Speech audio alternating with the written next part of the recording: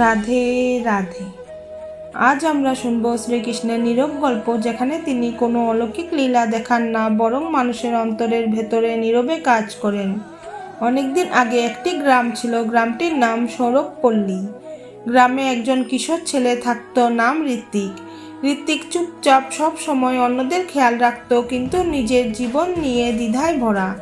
একদিন গ্রামের মেলায় হঠাৎ একটি বিপদ ঘটল। গ্রামের বড় ব্রিজের একটি অংশ ভেঙে গেছে, আর সবাই আতঙ্কিত। ঋত্বিক দেখল বড়দের কেউ সাহস পাচ্ছে না। ঋত্বিক ধীরে ধীরে এগিয়ে এলো। সে নিজে কিছু করতে পারবে কি না জানতো না, কিন্তু মন বলছিল কিছু করা দরকার। হঠাৎ সে মনে করল, যখন ছোট ছিল একদিন অনিচ্ছাকৃতভাবে নদীর ধার থেকে একটি ছেলেকে টেনে তুলেছিল। সেদিন বুঝেছিলাম ছোট কাজও বড় প্রভাব ফেলে। ঋত্বিক তখন ভাবল, শ্রীকৃষ্ণ নীরবে আমাকে শক্তি দিচ্ছেন, আমি চেষ্টা করব। সে গ্রামের কিছু যুবককে নিয়ে ব্রিজের ক্ষতস্থানে কাজ শুরু করলো। প্রথমে কেউ বিশ্বাস করলো না, কিন্তু ধীরে ধীরে সবাই সাহায্য করতে লাগলো।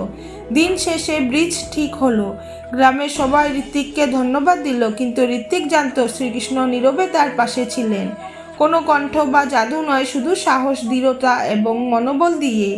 ঋত্বিক বুঝতে পারল, কখনো কখনো সবচেয়ে বড় শক্তি আসে অদৃশ্য সাহায্য থেকে, যা আমরা দেখতে পাই না। ছোট কাজের মাধ্যমে মানুষের জীবন বদলে যায়, আর সেই পরিবর্তনই প্রকৃত আশীর্বাদ। গ্রামের প্রত্যেকটি হাসি, প্রতিটি ধন্যবাদ মনে করিয়ে দেয় শ্রীকৃষ্ণ আমাদের নীরবে পথ দেখান।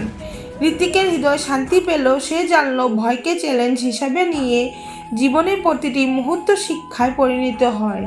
শ্রীকৃষ্ণ সবসময় আমাদের কাছে দেখা দেন না, কিন্তু আমাদের সাধারণ কাজ, সাহসী মন এবং ভালোবাসা নিয়ে নীরবে জীবনে সাহায্য করেন।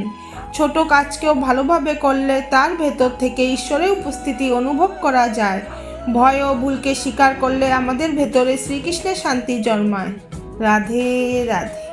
প্রিয় ভক্তগণ, আপনাদের যদি এই কাহিনী ভালো লেগে থাকে তাহলে অবশ্যই লাইক করুন এবং কমেন্টে লিখুন রাধে রাধে।